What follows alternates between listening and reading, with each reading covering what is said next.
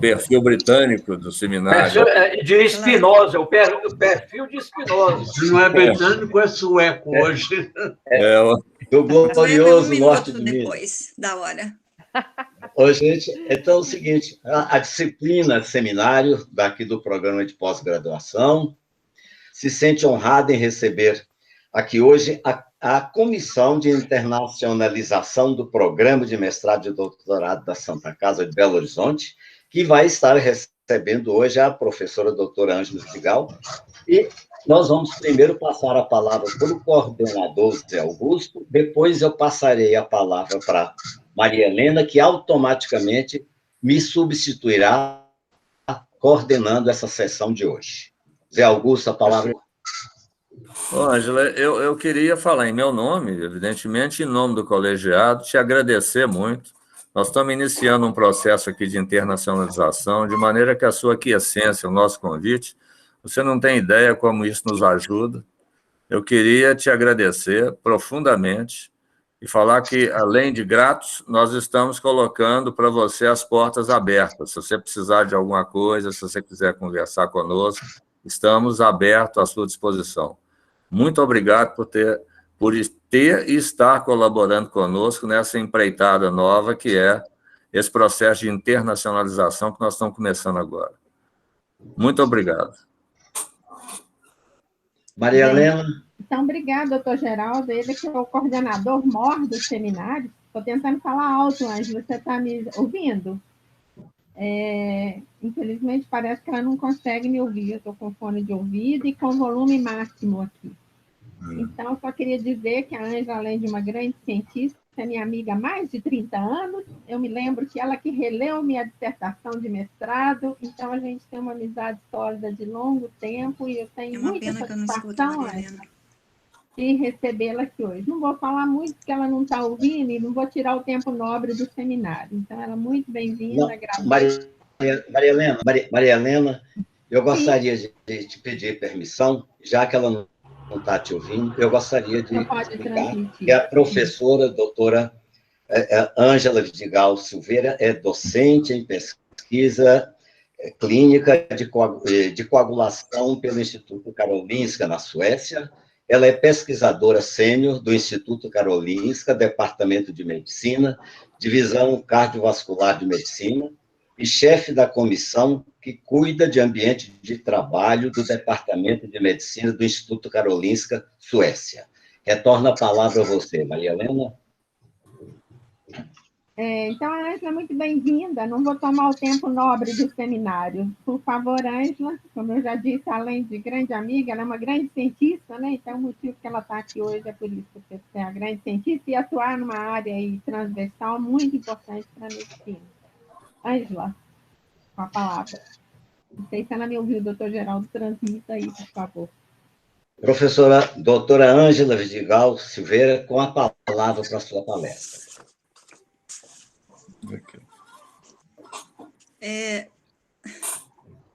José Augusto, você me avisa quando eu tenho que começar, porque eu não escutei nada que a Maria Helena falou. Já começou. O doutor Geraldo também. Já posso começar? Você escutou o Geraldo falando? Zé Augusto, você fica com o controle, então.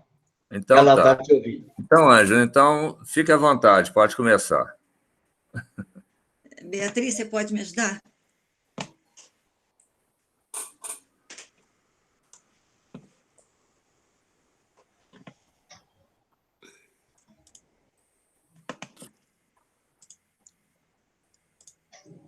Se não abriu.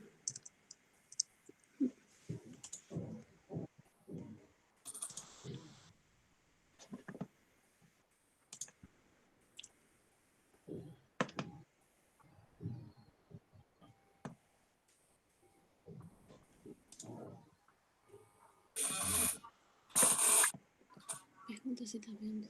Vocês estão vendo a minha tela? Estamos sim. Perfeitamente. Ok. Então, vamos lá.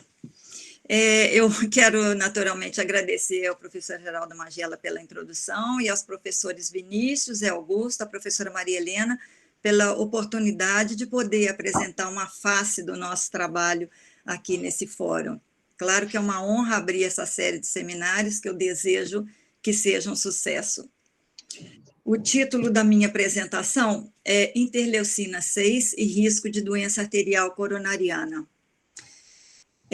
Eu não sou experta em interleucina 6, eu não tenho nem 10% das minhas publicações com interleucina 6, mas a última, que saiu no final de janeiro, é sobre interleucina 6, então é mais ou menos uma coisa mais moderna e resultados novos.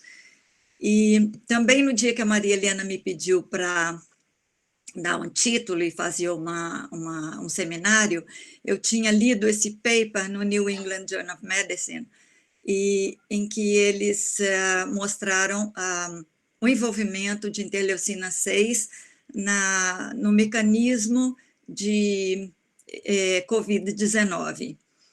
É um paper muito bonito, porque nós aqui gostamos muito de medicina translacional, e eles mostram realmente como, da observação clínica, eles fizeram uma análise genômica, viram que as vias da interleucina 6 estavam envolvidas na patologia, utilizaram um antagonista do receptor e observaram que, evidentemente, nos pacientes que foram tratados, eles tiveram uma mortalidade menor e menos dias necessitavam de suporte para respirar. Na verdade, isso aqui realmente doentes muito, muito sérios, já estavam na unidade de terapia intensiva, mas é o aspecto da medicina translacional que me levou a escolher esse tema de interleucina 6. Aqui no Karolinska, no meu departamento, a gente dá muita importância a isso, e em inglês soa muito bem. From bedside to bench and back. Tudo pelo paciente. Bom, agora eu vou voltar na minha área na minha zona de conforto, que é a aterosclerose.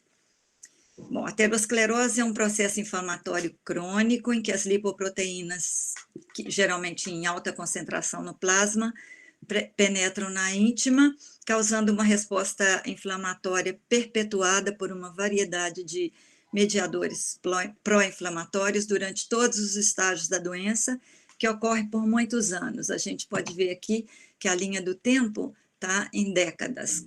Começa cedo na vida e depois, em algum momento, quando a gente é assim, mais velho do que eu um pouco, né? Mas, enfim, o acúmulo dessas placas vai se tornando bastante prominente. As placas, as lesões se tornam complicadas porque ela acumula, além dos lípidos e de células inflamatórias, muitos componentes ativos que perpetuam este processo. E, em algum momento, se essa placa se rompe, ou mesmo por erosão na superfície dela, material trombogênico aqui do centro da placa pode entrar em contato com fatores de coagulação da circulação e dá origem a um trombo que, dependendo do tipo de vaso, da localização, pode causar um infarto ou um stroke. E a interleucina 6 é um dos mediadores pró-inflamatórios que se acumula na placa. A presença da interleucina 6 aí aumenta a lesão dramaticamente. Estudos em animais, trabalhamos muito com animais aqui que são susceptíveis de adquirir a aterosclerose, mesmo em dieta normal. E a interleucina 6 acelera esse processo. Por exemplo, animais que são prones a desenvolver aterosclerose, se injetar a interleucina 6 recombinante, eles aumentam a lesão bastante dramaticamente. E se a gente cruza animais knockout para a interleucina 6 com animais que são prones a fazer aterosclerose, praticamente não tem lesão. Estudos em humanos em relação à inflamação e doenças cardiovasculares sempre se estudaram biomarcadores e sempre mais ou menos no início dos anos de 2000, por aí, já todo mundo tinha uma ideia bastante clara do processo inflamatório em doenças cardiovasculares. Mas foi apenas com um estudo de intervenção, utilizando esse anticorpo canakinumab, anti-interleucina 1, que nesse ensaio clínico chamado CANTOS, que realmente foi a prova para esse conceito da inflamação na doença cardiovascular. 10 mil pacientes foram tratados com o anticorpo, seguidos por 4 anos, e no grupo que recebeu o anticorpo, os níveis de proteína C reativa, de interleucina 6 e a incidência de eventos cardiovasculares foi menor comparado com placebo. E aqui a gente pode ver que não houve nenhuma diferença no valor dos lipídios. Esse foi um ensaio clínico em que usaram pacientes que já tinham uma história prévia de infarto, então o anticorpo foi usado como prevenção para um evento secundário. E ganhou muito publicidade. Aqui, meus amigos Borja Ibáñez e Valentim Fuster escreveram um editorial um pouco que criticando que não precisava ter sido tão grande, tão caro. Essa prova de que a inflamação existia no processo cardiovascular. Mas e a interleucina 6? Interleucina 6 é uma pequena glicoproteína, membro da família das citocinas pró-inflamatórias, produzida em baixos níveis, mas aumenta a expressão na presença de inflamação ou trauma, geralmente estimulado por interleucina 1 ou TNF-alfa. Ela é produzida por muitos tipos celulares e nessas células ela induz uma variedade de proteínas responsáveis pela inflamação aguda, desempenha um papel importante na proliferação de células diferentes células em humanos. Ela atua na resposta imunológica aqui, adaptativa e inata. Em relação a doenças cardiovasculares, ela estimula os hepatócitos a produzir fatores de fase aguda, proteína C reativa, fibrinógeno e amiloide, componente amiloide A do soro. Provoca diferenciação de células, por exemplo, em megacariócitos, para aumentar a produção de plaquetas e em vários outros processos também. A interleucina 6 tem uma via de sinalização bastante complexa. Ela tem uma via clássica, que tem um receptor, ela se liga num receptor, e esse complexo se liga a uma outra proteína, e uma vez que isso aqui está, esse complexo de 3 proteínas está formado, ele encontra outro igualzinho a ele, quando se juntam 6, ele pode receber e transportar os sinais para provocar os efeitos.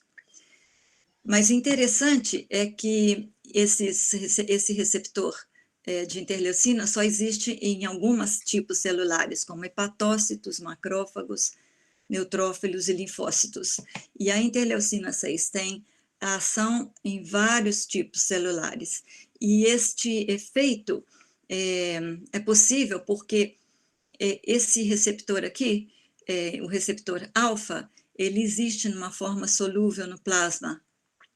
E quando a interleucina 6 se liga a ele, ela é capaz de ligar, então, a esse segundo receptor, a glicoproteína 130, que é onipresente em todas as células.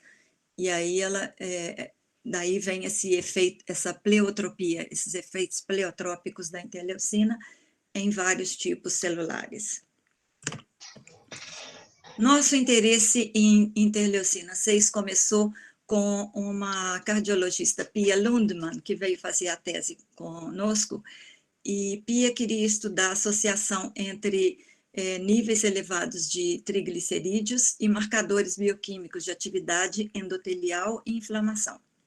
Era um estudo bem pequeno, em que 15 controles foram comparados com 15 pacientes com triglicerídeos altos, e ela viu que, de fato, os marcadores endoteliais estavam aumentados, mas observamos também que os níveis de proteína C reativa e de interleucina estavam elevados nesses pacientes.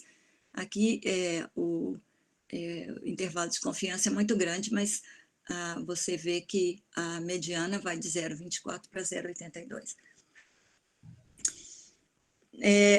Pia também estudou a resposta a uma refeição rica em lípidos. Era uma refeição padrão, com bastante hipercalórica, e a resposta normal no período pós-prandial, os lipídios aumentam nessa curva aqui. E quando em pacientes que já tinham sofrido um infarto, a resposta é mais alta e demora muito a voltar nos valores de base. Essa resposta um pouco aumentada, ela está relacionada também com um perfil desfavorável nos parâmetros de angiografia. E Pia decidiu, então, medir também a interleucina 6 e viu que, no período pós-prandial, a interleucina 6 estava também aumentada. Então, nós vimos essas associações matemáticas, estatísticas, entre interleucina 6 e fatores inflamatórios, biomarcadores inflamatórios. Mas seria isso uma causa para chamar que a interleucina 6 causava doença arterial? Isso seria uma causa, uma consequência ou simplesmente uma coincidência? Como poderíamos ver qual era o caminho? Existem possibilidades de responder isto.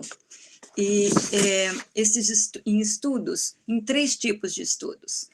A gente pode fazer um estudo prospectivo, em que a gente mede biomarcadores e depois segue um grupo de indivíduos durante muito tempo e vê quais os biomarcadores estão relacionados, por exemplo, com o evento cardiovascular. Foi o que se fez, por exemplo, no famoso estudo em Framingham, uma comunidade perto de Boston, nos Estados Unidos, de onde saiu a palavra fator de risco. Esse é um estudo que começou em 1948, eles já estão na 3ª geração e continuam medindo coisas, medindo biomarcadores e vendo quais se relacionam com a doença, mas requer cohortes muito grandes e toma muito tempo. Uma outra possibilidade, uma segunda possibilidade é fazer estudos de intervenção, em que se podem testar medicações para o tratamento de doença cardiovascular, por exemplo. Ele é muito caro e também toma muito tempo. A gente viu, por exemplo, que no Cantus, que foi um estudo que custou muito dinheiro, eles, utilizando aquele anticorpo contra a interleucina 1, conseguiram diminuir a inflamação e os eventos cardiovasculares. Mas tem também outros estudos, muitos estudos, como, por exemplo, o famoso estudo que usou inibidores da CETP para aumentar o colesterol bom, o HDL colesterol, e deu em nada. Então, não sei se tem grandes companhias hoje interessadas em continuar esse tipo de intervenção sem ter mais alguma informação na mão do que simplesmente a possibilidade de testar compostos para melhorar algum biomarcador que possa estar relacionado com a doença. A terceira possibilidade que está realmente fazendo muito sucesso são os estudos genéticos. Graças ao desenvolvimento tecnológico, é muito fácil fazer genotipagem, e o preço está bem mais razoável, e ao acesso de grandes bases de dados, todo mundo hoje é muito generoso, muitas bases de dados estão disponíveis para todos. Esses estudos têm mostrado muitos caminhos novos, tirando a atenção dos lipídios para as proteínas que regulam seu metabolismo. No momento, nós temos 2 proteínas que regulam o metabolismo de colesterol, em colaboração com Lilly, nos Estados Unidos, que estamos trabalhando em estudos genéticos para ver se elas sejam bons targets para regular colesterol.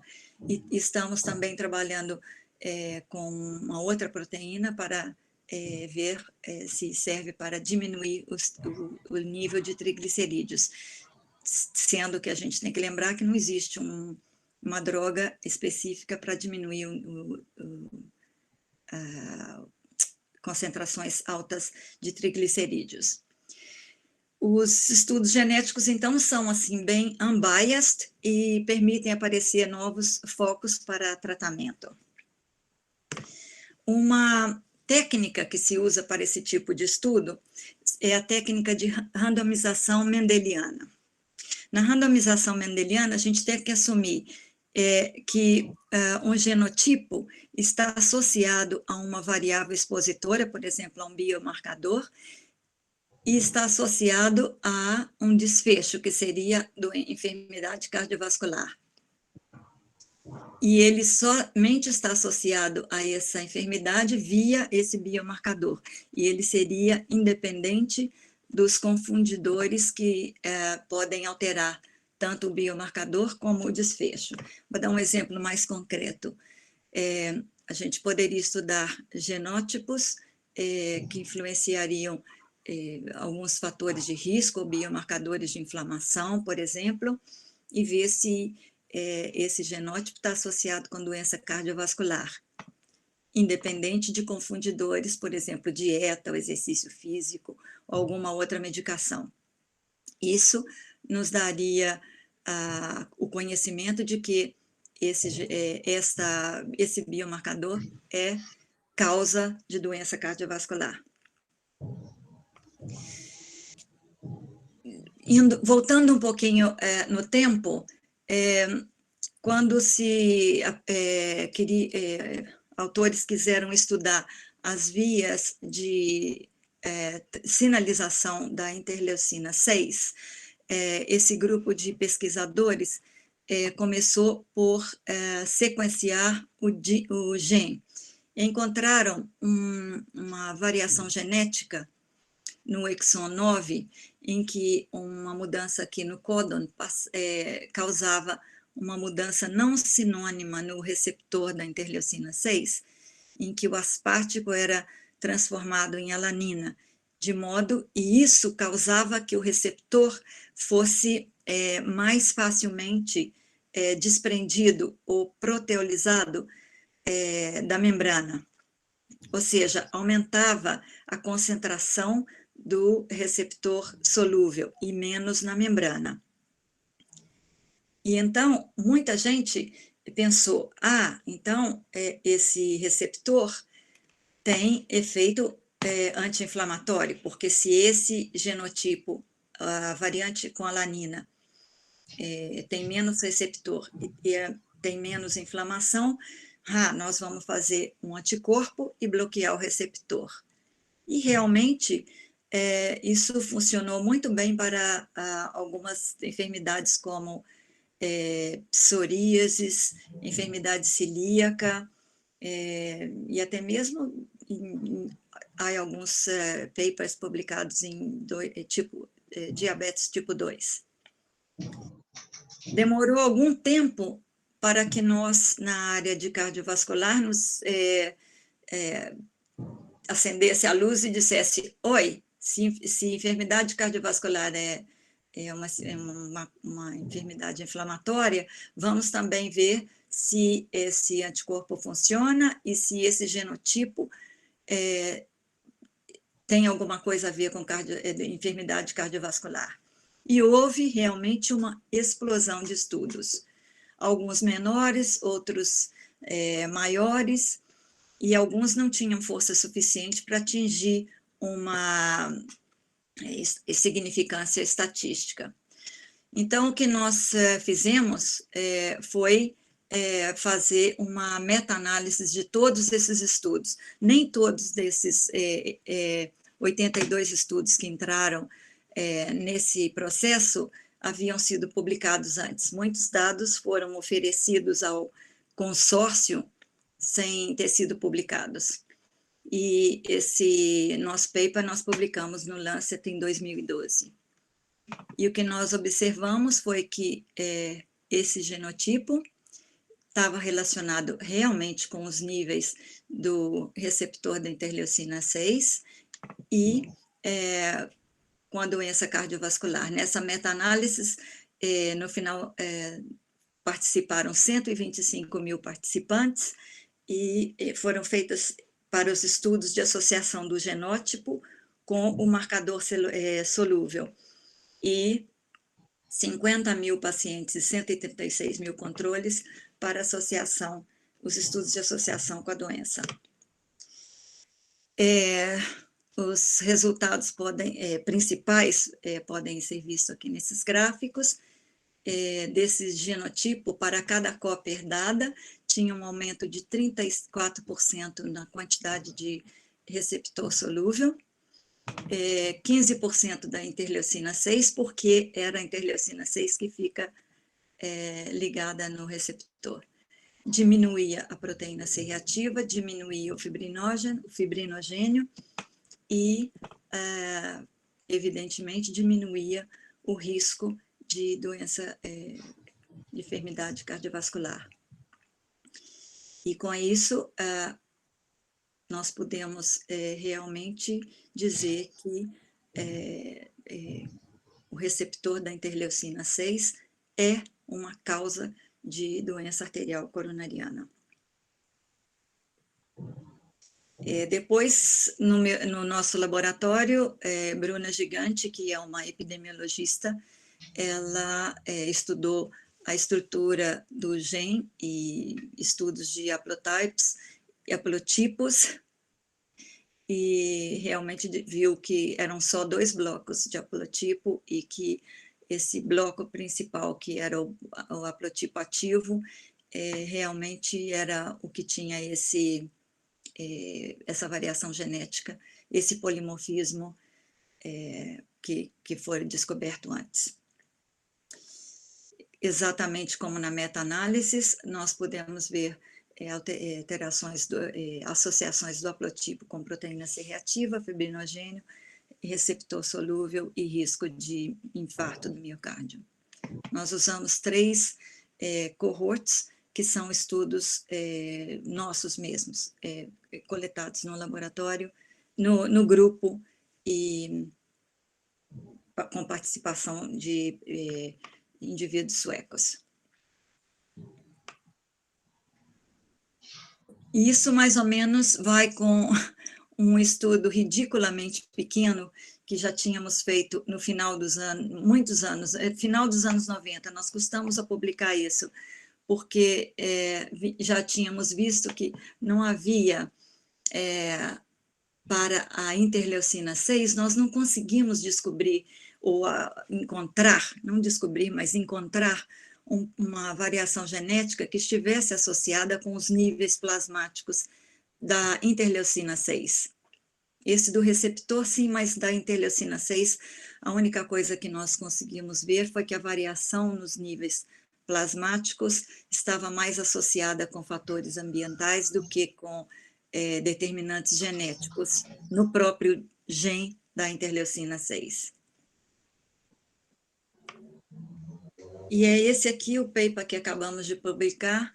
Tivemos também que associar com todo mundo que conhecíamos que havia medido interleucina 6 de uma forma padronizada e que tinha feito genotipagem usando determinados padrões, e vimos que, embora estudos com gêmeos mostrem que a concentração plasmática de interleucina 6 é geneticamente determinada, ela não é determinada pelo gene da interleucina 6.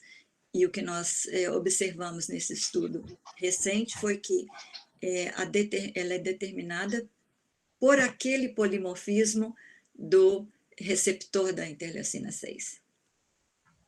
Nós encontramos também 2 outros picos, um perto do gene da interleucina 1 e o outro nessa região super variável do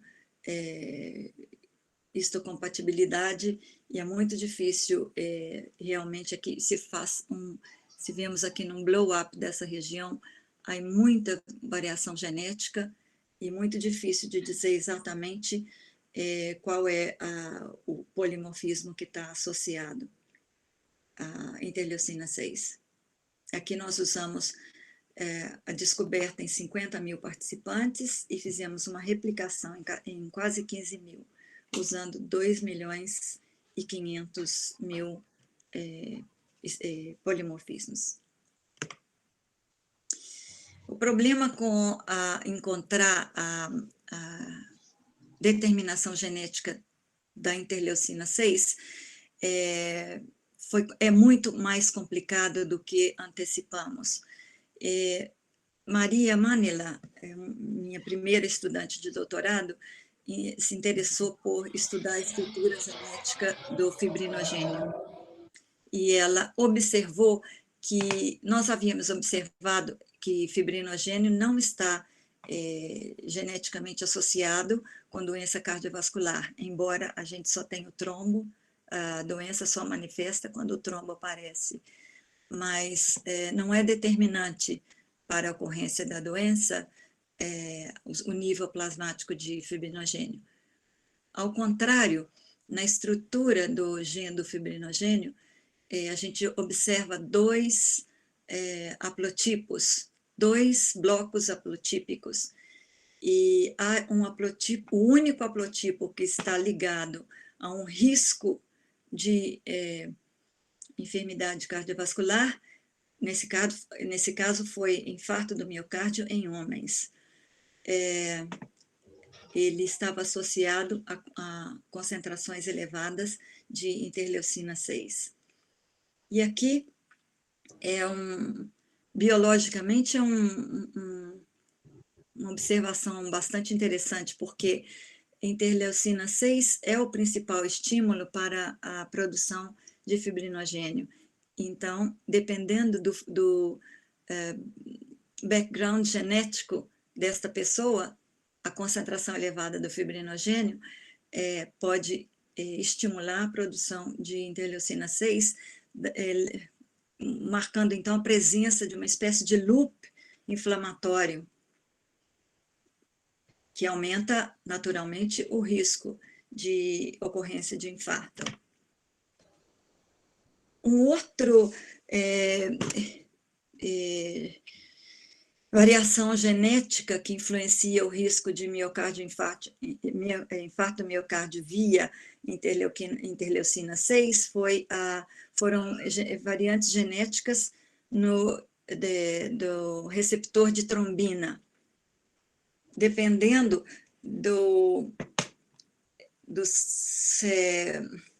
da variação genética que as pessoas do estudo apresentavam, elas apresentavam, poderia ser aumentar o risco ou diminuir o risco. Nessa barra preta, esse bloco preto aqui. Então, havendo, então, uma interação entre os níveis séricos de interleucina 6 e o background genético do receptor de trombina. a evidência que isso realmente acontece é que o bloqueio desse receptor de trombina com um anti-inflamatório chamado Vorapaxar realmente diminui o risco, a concentração plasmática de interleucina 6. Ou seja, vai ser muito difícil encontrar exatamente os determinantes genéticos de interleucina 6. Não só havia uma interação entre níveis plasmáticos de interleucina 6 e receptor de trombina, mas também o próprio haplotipo em interleucina 6 e receptor de trombina aparecia um risco que não existia antes. Aqui está o haplotipo de interleucina 6, não tem risco, aqui ó, passa pelo 1, não tem risco no aumentado com esse haplotipo de receptor de trombina, mas a presença dos dois haplotipos aumenta o risco. Agora, esse aqui é um estudo pequeno que fizemos há muito tempo atrás, e ele é interessante porque mostra, independente das quantidades de interleucina que a pessoa tem no plasma, a predisposição genética à inflamação mostrou-se determinada por um polimorfismo na região promotora da interleucina 6.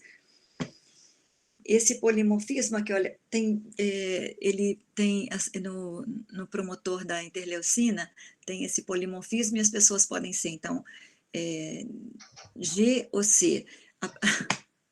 A gente comparou, então, para ficar mais limpo, indivíduos que fossem homozigotos para o dominante ou o recessivo.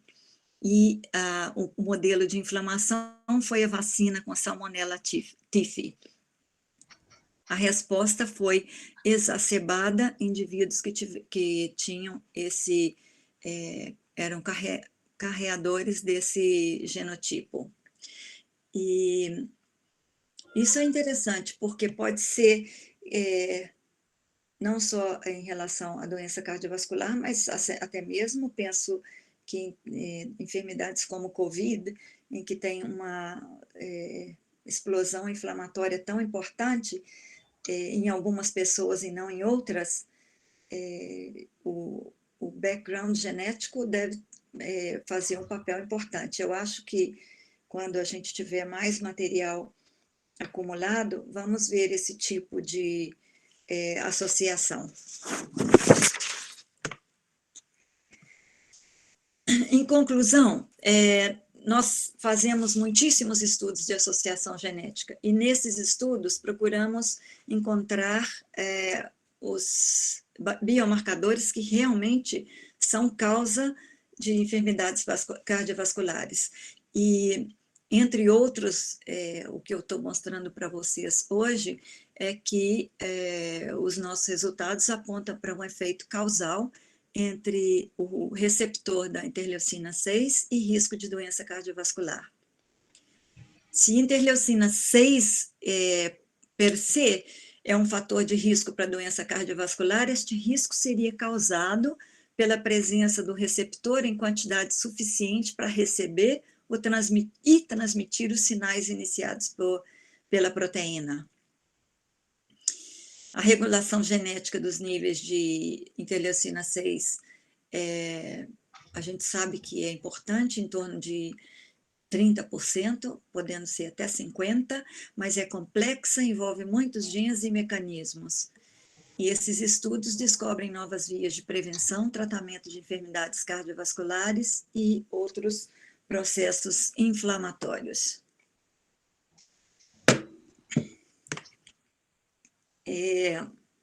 Esses estudos são caros e nós contamos com financiamento de agências importantes, algumas das quais, as mais importantes, estou enunciando aqui. E no Karolinska, eles recebem de várias agências menores e distribuem como fundos do Karolinska. Muitas companhias farmacêuticas e Comissão Europeia e a região de Estocolmo.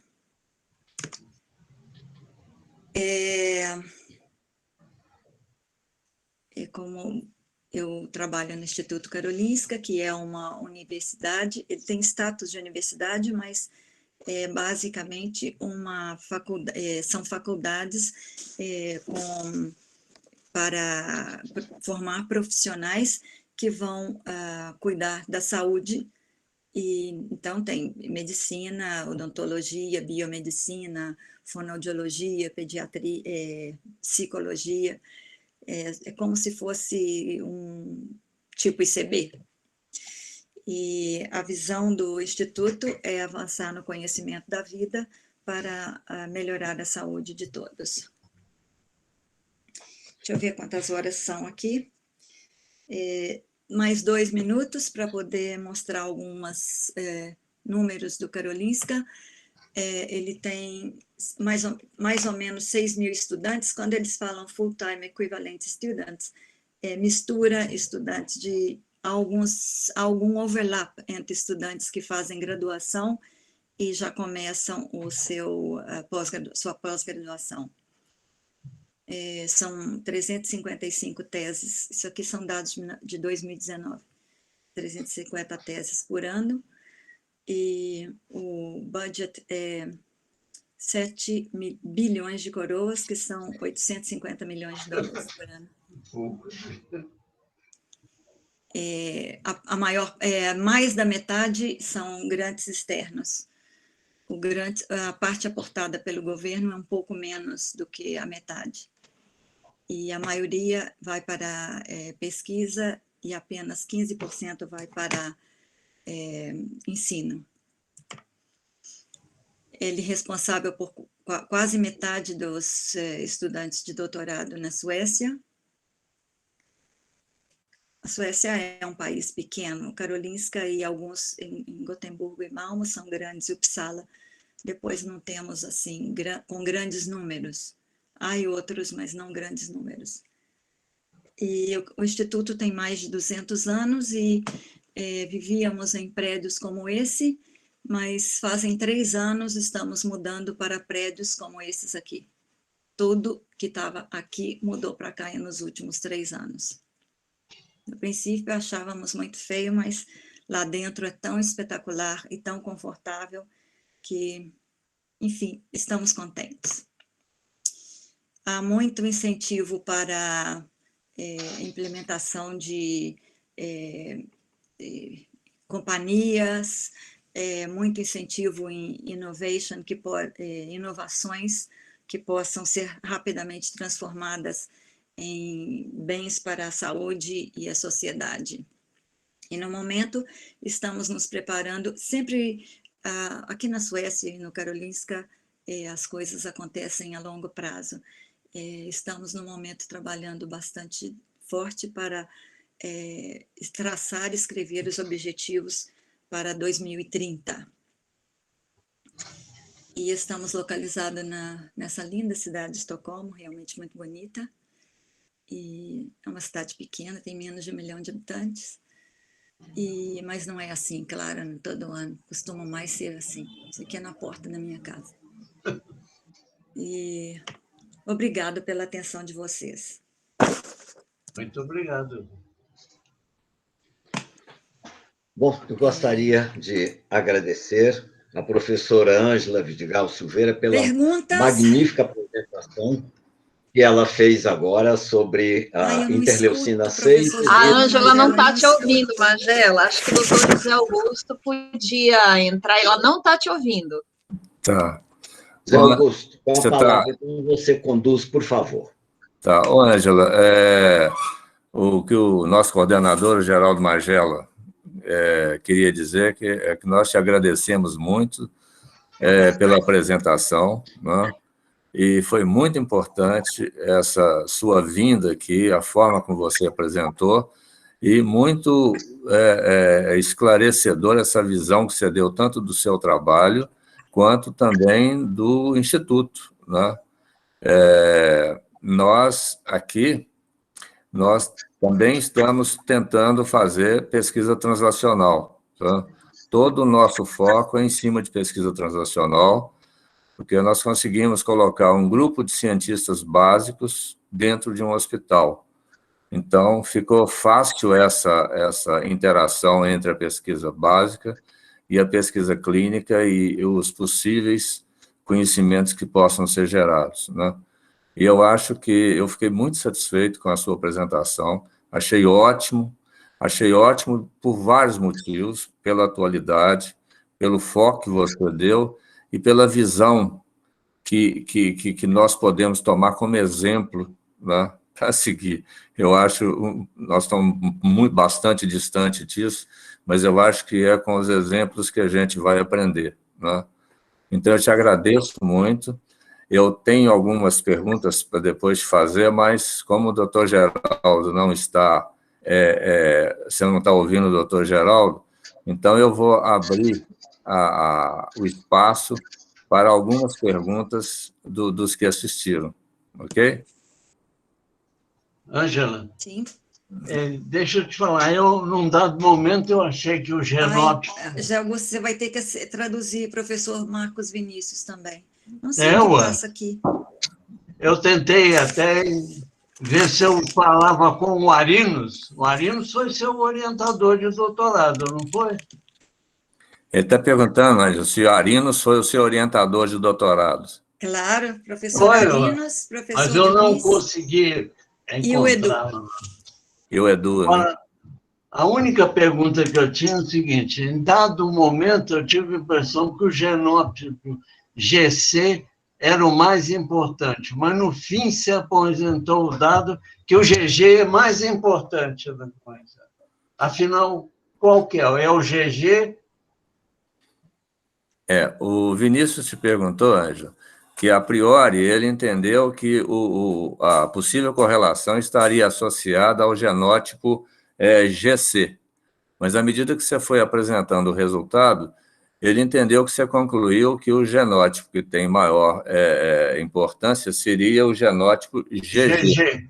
E qual deles que realmente... Como é que você esclarece essa dúvida dele? Isso deixa eu ligar aqui. Peraí. Isso ele está falando nos últimos resultados da resposta da inflamação? Você está falando da inflamação, Vinícius? Da inflamação. Da inflamação. Deixa eu ver se eu consigo colocar aqui na...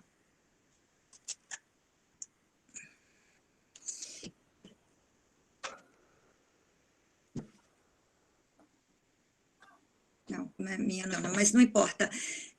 Eu acho que é... funciona? Claro que sim.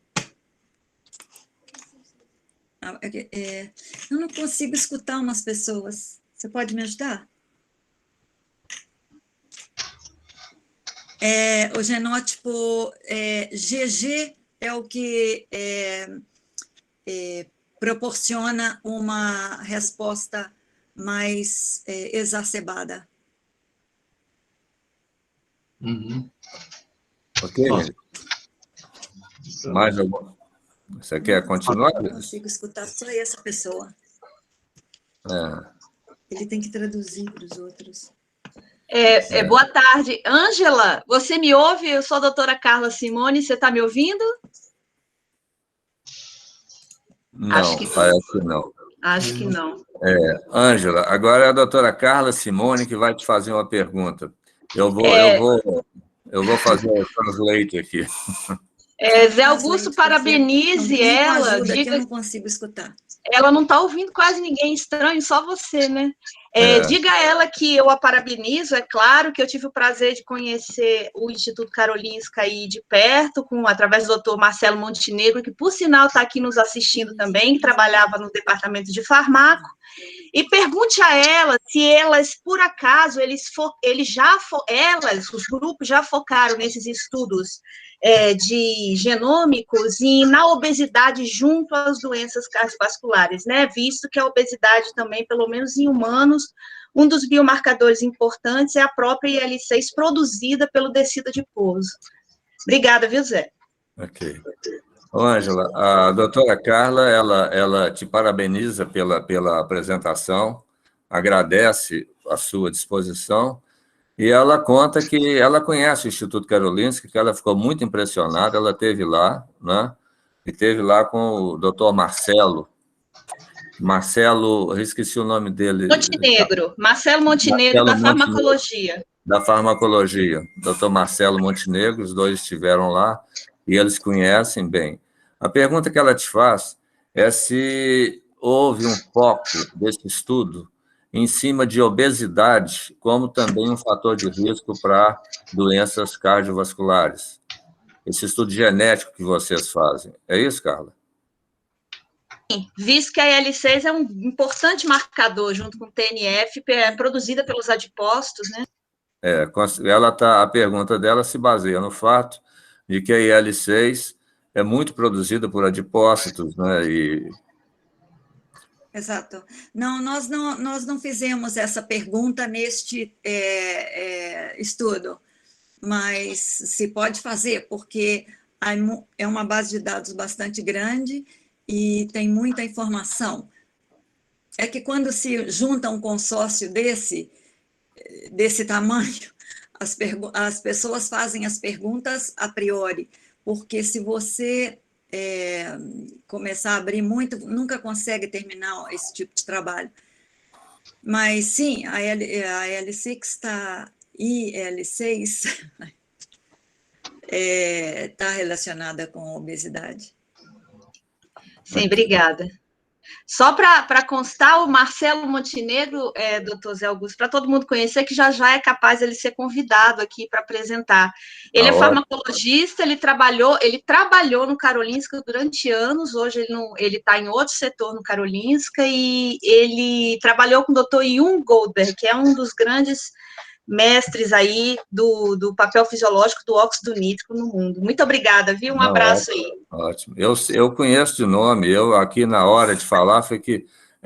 Não, só para... tanto, então o sobrenome faltou, mas eu já conheço. Eu lhe corrigindo, não, é mais só para... Será um prazer que ele venha, né? Posso fazer uma pergunta? Pode. A Maria Helena vai fazer uma pergunta, Ângela. Eu sinto muito não estar nos ouvindo, mas a gente depois conversa por WhatsApp. Eu queria perguntar se existe algum bloqueador do receptor membranar ou solúvel da IL-6 ou daquela proteína 130, onde existe algum bloqueador conhecido ou só anticorpos? A Maria Helena está te perguntando, Ângela, se existe conhecido algum bloqueador do receptor solúvel da IL-6 ou da proteína GP130 que você mostrou. Da GP130 tem, do solúvel não, porque se você bloquear a GP130, você não precisa bloquear o solúvel, porque aí ele não vai ter ação, ele precisa estar ancorado em algum lugar. E o receptor solúvel, ligando a interleucina 6, ele chega até o GP130 na superfície das células e é suficiente. Quer saber se isso aí tem algum efeito terapêutico, que é usado esse tipo de bloqueio para algum efeito terapêutico? A Maria Helena completa a pergunta dizendo que esse tipo de bloqueio já foi usado com a finalidade terapêutica. Eu acho que sim. Há alguns estudos, sim. Geralmente, se não me falha a memória, em artrite reumatoide. Artrite reumatoide. Ok, obrigada. Mais perguntas? O Zé Augusto. Oi, doutor Chagas vai te fazer uma pergunta. Esse doutor Francisco, eu escuto. Você escuta? Então tá bom. Então tá ótimo. Não, a minha pergunta é muito simples, é de um clínico geral. Por exemplo, existe uma associação entre a interleucina e a dieta gordurosa. Então, o que eu pergunto é o seguinte, se a gente reduzir a dieta gordurosa, a gente reduziria também a interleucina? Eu creio que sim. você reduz reduzindo a dieta gordurosa, reduz a inflamação. Porque isso tem uma implicação, inclusive, clínica, né? Exato. Exato. Interligação entre os lípidos gordurosa e não é boa para nada. Pois é. Não só aumenta o nível de lipídios, que pode causar problemas, mas também aumenta a inflamação. Obrigado. Mais alguma pergunta? Os estudantes fiquem à vontade. Quer fazer? Raquel? A Raquel vai te fazer uma pergunta, mas nem eu estou te ouvindo, Raquel. Eu não escuto, Raquel. Vocês estão me ouvindo agora? Agora sim. Ai, que bom! Queria agradecer, né, pela palestra. Eu estou muito feliz de estar podendo assistir essa palestra, a gente fazer esse intercâmbio maravilhoso com a professora Ângela. Aliás, eu já conheço a professora Ângela de longa data, lá para trás, lá no ICB, longe, lá em outra era. E aí eu queria só... Não te escuto mais. Ah, sumiu. Eu queria só falar das doenças, doutor Zé Augusto, infecto-contagiosas, leishmaniose... Você está ouvindo, Ângela? Você está ouvindo? Ângela, você está ouvindo? Tá? Meio cortadinho, mas eu entendi que ela quer saber para doenças infecto-contagiosas. Isso. Se sabe que infecção crônica causada por patógenos aumenta o risco de aterosclerose. Então, inflamação crônica, infecção crônica está relacionado com, eventualmente, enfermidades cardiovasculares. Cabe saber aí se vai ter uma associação disso com dieta rica em gordura, para depois, eventualmente, fazer uma placa mais complicada, mais complexa. Eu acho interessante que a interleucina 6 já é um marcador para essas doenças há muito tempo, né? Então, quer dizer, com certeza tem essa relação, né? Tanto a leishmaniose como as doenças por micose, hanseníase. Então, com certeza, é uma única questão, né? Ela é um marcador. Por isso que é interessante, né? Sim, sim. Interessante. Mais perguntas? Não. Mais algumas perguntas?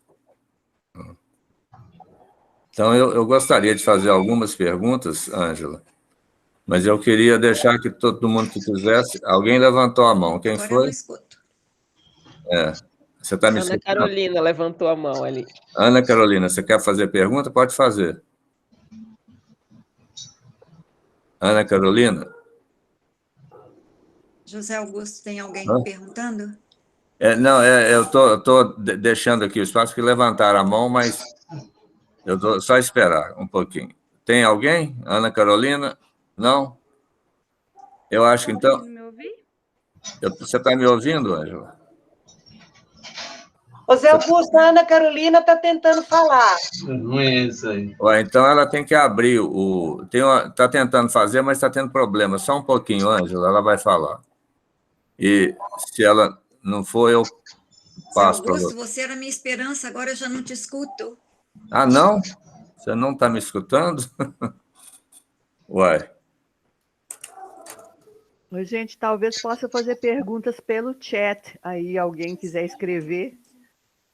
Mas acontece que tem a limitação do tempo também, que o Geraldo Magela está de olho aqui no tempo. José Augusto, eu não estou mais escutando. Você quer que eu saia e volte a entrar? Vamos, você podia sair, eu vou sair também e vou entrar outra vez. Eu não tenho nenhum problema de horário. Eu já saio e volto, hein? Tá. Geraldo, eu vou só fazer uma pergunta e aí você pode seguir o britânico. Fica à vontade, Zé. Hoje não é britânico, hoje é sueco.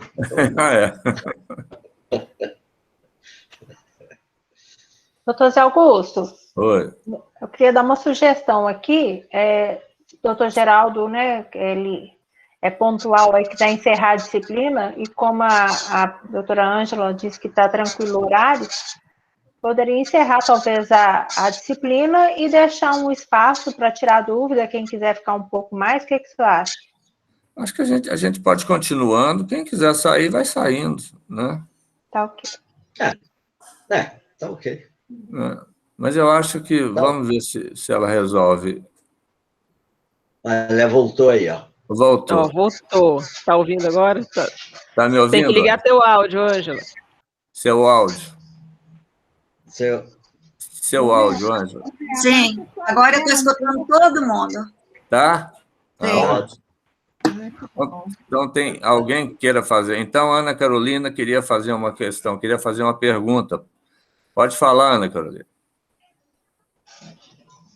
Não. Fabiana também levantou a mão. Fabiana, você quer fazer a pergunta? Depois... Eu quero, mas parece que a Ana conseguiu falar agora. Nós não estamos ouvindo, não. Não? Não. Bom, ei, Ângela. Faça a sua pergunta. Você está ouvindo a Fabiana, Ângela? Estou sim. Então, faça a sua pergunta, Fabiana. Depois a Ana Carolina faz. Tá, joia. A Ana Carolina colocou no chat, tá? Ah, tá. Eu vou só concluir a minha, depois eu leio a dela. Doutora Ângela, parabéns pela palestra, foi muito boa. Nós estamos começando agora um trabalho, eu com o doutor Chagas e um outro aluno nosso de doutorado, que envolve essa parte do COVID e o acometimento cardiovascular. E eu fiquei curiosa em saber se existe alguma associação, pegando o gancho na pergunta da doutora Raquel, que envolve toda essa parte inflamatória também causada por um patógeno, nesse mundo complexo que está do COVID, se tem algum estudo a respeito, se a senhora conhece alguma coisa a respeito. Não, mas eu fui a uma reunião do Departamento de Medicina esta semana, e ele era um grupo de estudo que está com focos na síndrome pós-Covid. Uhum. E eles descobriram que as pessoas que têm maiores problemas cardiovasculares, aparentemente já tinham algum problema antes que não se sabia. A gente tem essa dúvida também aqui. Isso eu achei super interessante. Era, assim, uma reunião clínica, porque eles estão montando a segunda clínica para receber pacientes, que eles acham que aqui é um número enorme de pacientes que ficam, inclusive, com sequelas, ou que têm essa síndrome pós-Covid. E foi muito interessante ouvir isso, que a enfermidade simplesmente, a infecção, o que fez foi exacerbar ou aparecer alguma coisa que já existia antes. Eu fiquei bastante... Entendi, interessante.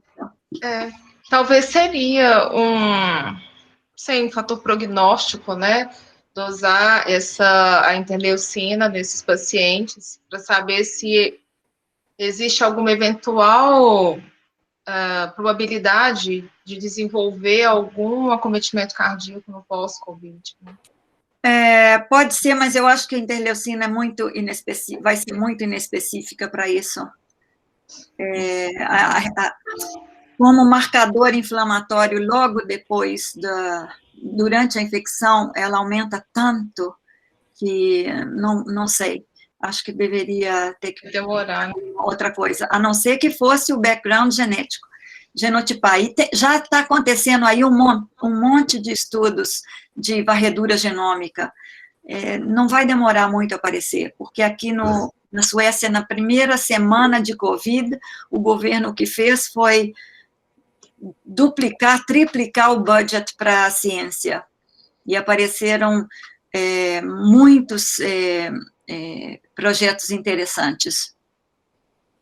Claro que projeto genético é super interessante, porque as bases de dados já existem.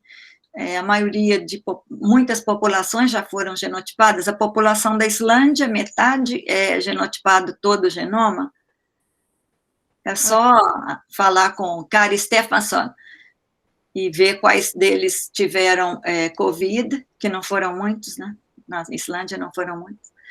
E ver quais os marcadores genéticos vão aparecer. Vai aparecer muita coisa nos próximos meses. Vamos ver. Quem sabe depois a gente não discute, porque pelo que a gente tem visto aqui, o acometimento cardiopulmonar dos pacientes com Covid tem sido um N bem significativo. Mas muito obrigada. Eu não sou experta em Covid, meu conhecimento é de algum ou outro seminário que eu assisto. Não leio muito, a matéria científica da coisa não leio, resumos.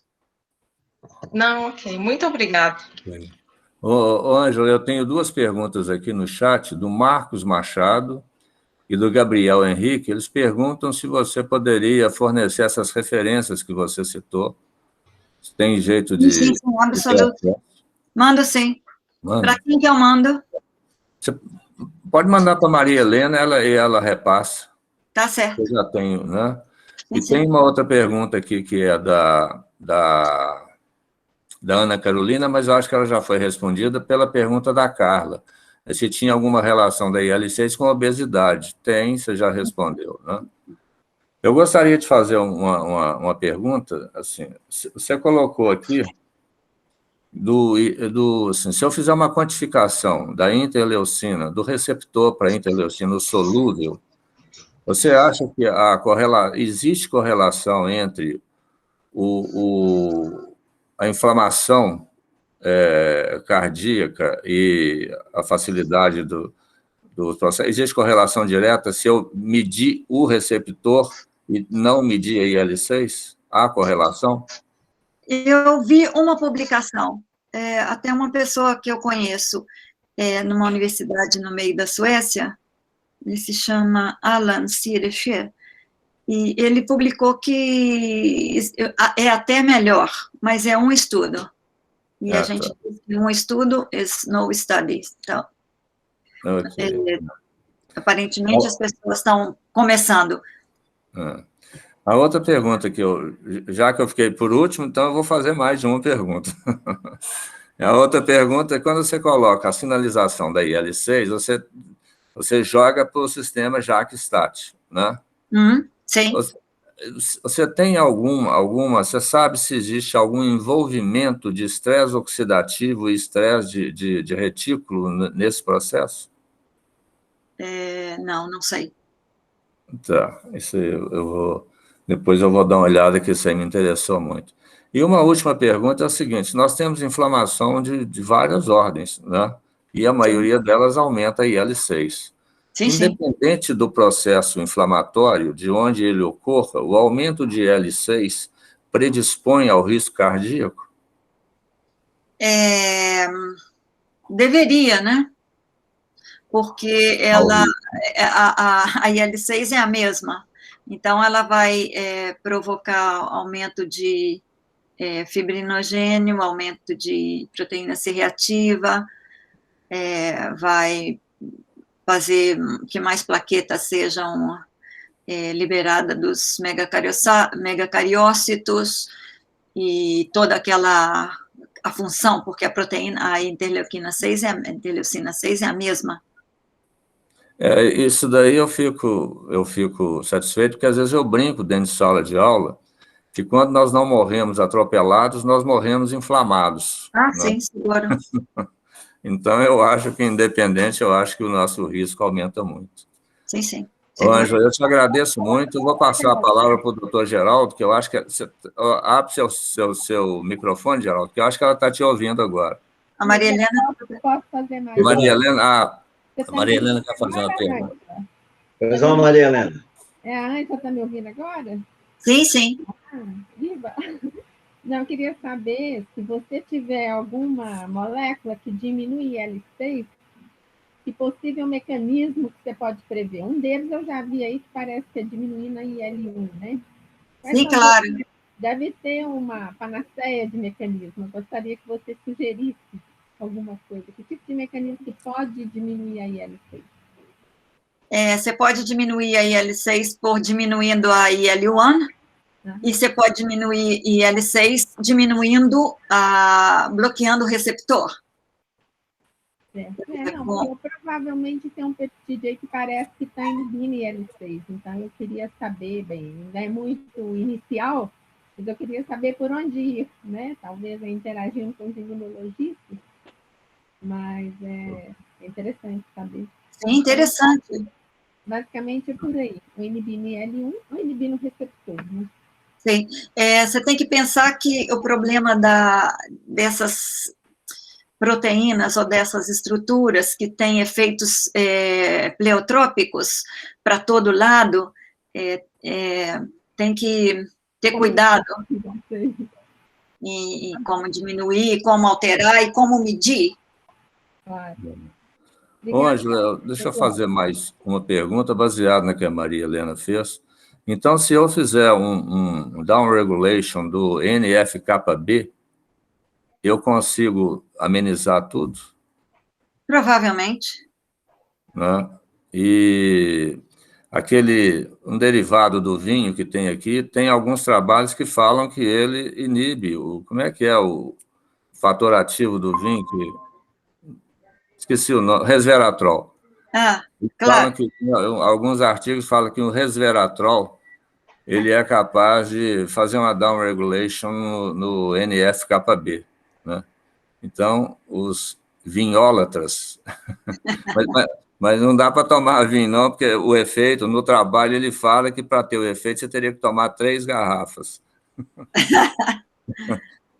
Então, seria talvez um caminho, né, de diminuir a atividade da NF-κB. Eu vou passar a palavra para o doutor Geraldo Magela. Cadê ele? Geraldo. O professor que acabou de sair. Mas é porque saiu espontaneamente, não foi de propósito, não. Ele acho que ele deve ter caído, provavelmente. Tem uma pergunta aqui no chat, professor José Augusto. Tem uma pergunta da Patrícia Tem uma pergunta da Patrícia Leal aqui no chat. Tá, deixa eu ver aqui. Aqui, ela gostaria de saber o papel da IL-6 na cirurgia cardíaca com circulação extracorpórea. Você tem alguma ideia? Tá fora. Nenhuma ideia, mas certamente vai aumentar. Algum dia eu vou fazer vocês me convidam para dar um seminário e eu conto a história da circulação extracorpórea, porque, na verdade, eu disse que eu não sou experta em IL-6, nem 10% das minhas publicações são sobre a IL-6. A minha história é aterotrombose e fatores de coagulação. E nós temos um trabalho muito bonito com inibidores de anticoagulante para circulação extracorpórea. Não, mas como a circulação extracorpórea é uma coisa muito traumática, né? Traumática, né? Deve aumentar, deve desregular tudo. Deve desregular tudo. Ô, Ângela, eu te agradeço novamente. Eu achei ótima a sua participação. Eu fico muito agradecido por você ter aceito, né? Espero que você possa voltar. Vindo a Belo Horizonte, não deixe de nos visitar, né? Nós teremos muito prazer em te receber. Eu vou passar a palavra agora para o coordenador do seminário, o doutor Geraldo Magela, já que você está ouvindo. Então, Geraldo, ela já está te ouvindo, para que ele encerre o seminário e fique os agradecimentos meu e de todo o colegiado do programa. Muito obrigado. Eu agradeço muito a todos e lhes desejo muitíssima sorte com o seminário, com o curso e com a vida pós-pandemia. Quero agradecer em nome do seminário e do IEP da Santa Casa, né? A sua palestra foi maravilhosa, não é? E nós fazemos votos que não seja a primeira e última, mas que seja apenas uma de muitas vezes que você vai voltar aqui para abrilhantar o seminário, né? E, sobretudo, a comissão de internacionalização do programa. Não é? Então, queremos agradecer a você. Caso você queira fazer uso da palavra para despedir, às suas ordens. Obrigado. Muito obrigada. Muitíssimo obrigado a todos pela atenção, o carinho de me ter convidado, e eu estou à disposição para outra aula, uma discussão, e realmente parece que é mais fácil assim do que esperar que eu vá aí. Então, bom almoço a todos, bom fim de semana. Bom fim de semana para todos. Obrigada, Mariana. Um beijo grande. Obrigado, muito obrigado. Muito obrigado a todos. Obrigada.